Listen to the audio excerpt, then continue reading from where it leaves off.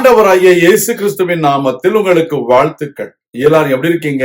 சுகமா இருக்கீங்களா? சந்தோஷமா இருக்கீங்களா? இந்த நாளிலும் ஆண்டவர் கொடுக்கிற ஆசீர்வாதமான வார்த்தை மத்தேயு 18ஆம் அதிகாரம் 10ஆம் வசனம். Matthew's gospel chapter 18 verse 10. இந்த சிறியரில் ஒருவனையும் அற்பமாய் எண்ணாதபடிக்கு எச்சரிக்கையாய் இருங்கள். அவர்களுக்குரிய தேவதூதர்கள் பரலோகத்திலே என் பரமபிதாவின் சமூகத்தை எப்போதும் தரிசிக்கிறார்கள் என்று உங்களுக்கு சொல்லு.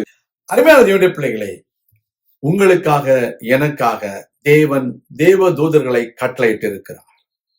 அந்த தேவதூதர்கள் பரலோகத்திலே பரமபிதாவின் சமூகத்திலே எப்பொழுதும் அவருடைய முகத்தை தரிசிக்கிறார்கள். எவ்வளவு பெரிய ஆசீர்வாதம்! Dear children of God, our Lord God has commanded angels for us. They are always in the presence of God in heaven.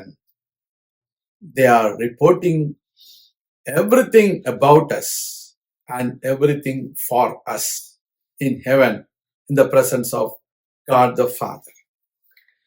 So, we should not despise anyone because they are all God's children and God has given them the angels to report every good and bad about them in heavens.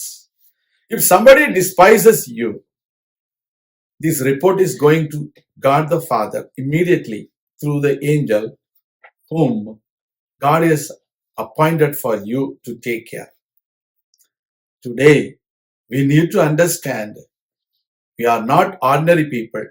We are all God's ambassadors.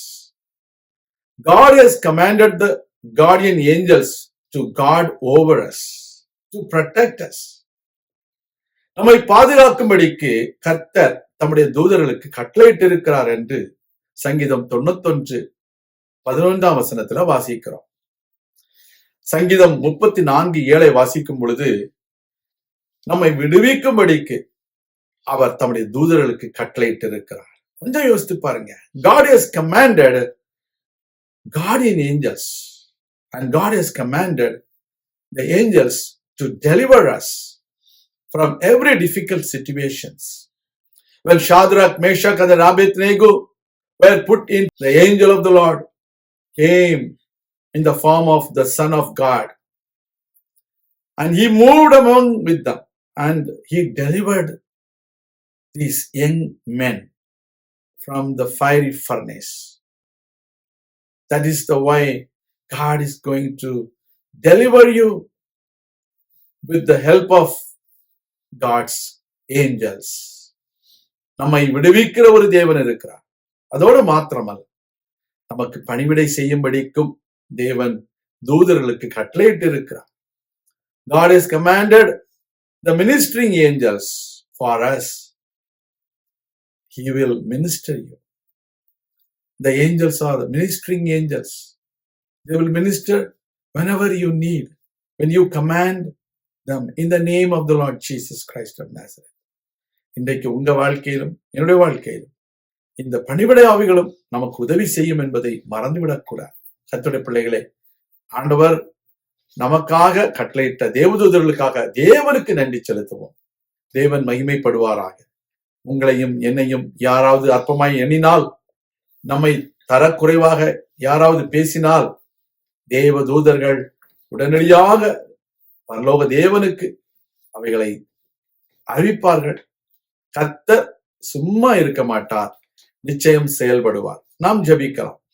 எங்கள் அன்பின் பரலோக பிதாவே, இந்த அருமையான வேளையிலும் உம்முடைய பிள்ளைகளாகிய நாங்கள் உம்முடைய சமூகத்திலே வந்திருக்கிறோம்.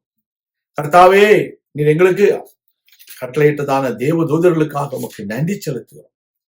எங்களை குறித்து எல்லாவற்றையும் உம்முடைய சமூகத்திலே அவர்கள் வந்து சொல்வதற்கு நீர் அவர்களை கட்டளையிட்டீர். உமக்கு ஸ்தோத்திரம்.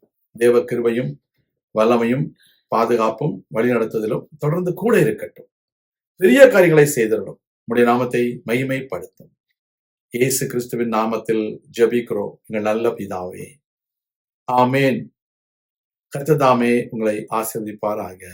ஆமேன்.